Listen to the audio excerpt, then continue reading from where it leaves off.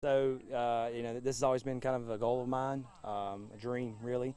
And, we can't stand up and tell our guys that you got to pursue your dreams, pursue your goals and stuff, and just give up after that first chance is, dashed or, you don't get it. And so we talk about, overcoming adversity and those kind of things. And so, football's my passion, teaching history is my passion, so it was an easy decision to go back in the classroom, and I'm blessed to have this opportunity. So now you're head coach. What has been the changes that you've had to make, any kind of differences from going from an assistant to being in charge of the whole thing, anything like that? Well, my experience as the AD really kind of prepared me for a good bit of it. I'm going to say all of it, just because I was overseeing the entire athletic department. But we didn't make a whole lot of changes. If you're talking X's and O's, we kept the defense as it was. I've run the defense the last 4 years, so we kept that. I thought that would be a good transition. We're keeping a lot of the same schematics offensively. It's all new terminology, and some of the stuff's different from what we ran under the last 4 years from Coach Phillips, but it's really just kind of getting our mindset.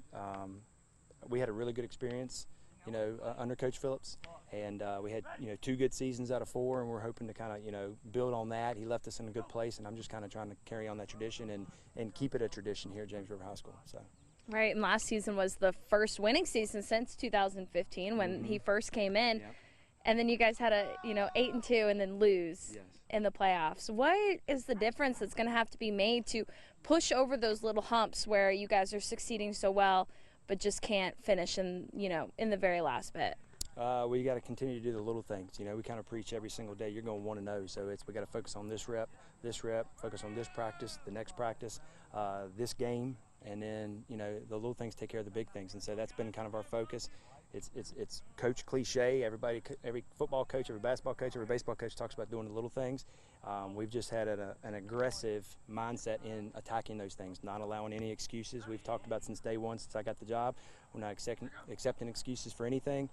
We're 100% max effort in every single thing we've done, and we've had expectations that have been here, and we've kept them there since day one, and they've met us every single day, every step of the way. So we've got to do that every day, day in and day out. Has there been anything surprising, that you weren't expecting as a head coach that you didn't really deal with as an assistant? Not really. I mean, I had a pile of paperwork as an AD, so I got a pile of paperwork here. I was ordering for every team in the school. Now I'm just ordering for one.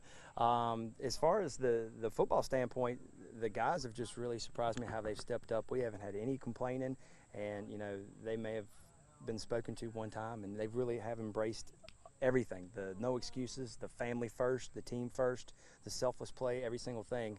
I would say the vast majority of our guys are buying into it, and I think it's going to pay dividends. It may take a couple years, but it's going to pay huge dividends moving forward.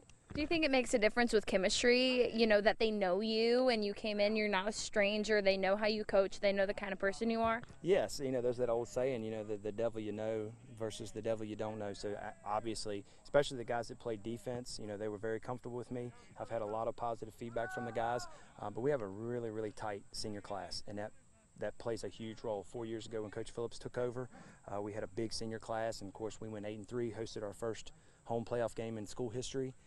Now we're just trying to, as you said, overcome that hump, and I think the seniors are going to be the ones to, put us in a position to do that. And what unit, should people be looking out for? We're a team first, so, there's not a single individual here that's bigger, including myself, than the rest of the team. The offense is no more important than the defense, and then special teams are equally important than those two.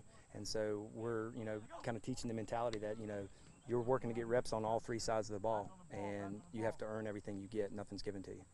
Is there, aside from that, kind of a theme or philosophy or kind of a motivating point that you personally use to, establish the 2019 season? It's family. It was day one. When I got the job and we talked to them up there in the gym, it's family. We're a family day one. And so everything we talk about, is an acronym and that sort of thing. So we talk about those, and we spend time every single day building on those things. We've got a set of non-negotiables and pillars that we've posted all over, and every single day there is a coach or multiple coaches, including myself. We're teaching to those things, and the kids are now teaching it. And so we're at that point now where hopefully here in the next couple of weeks, it's their team, it's not ours, and we just got to stand on the sideline.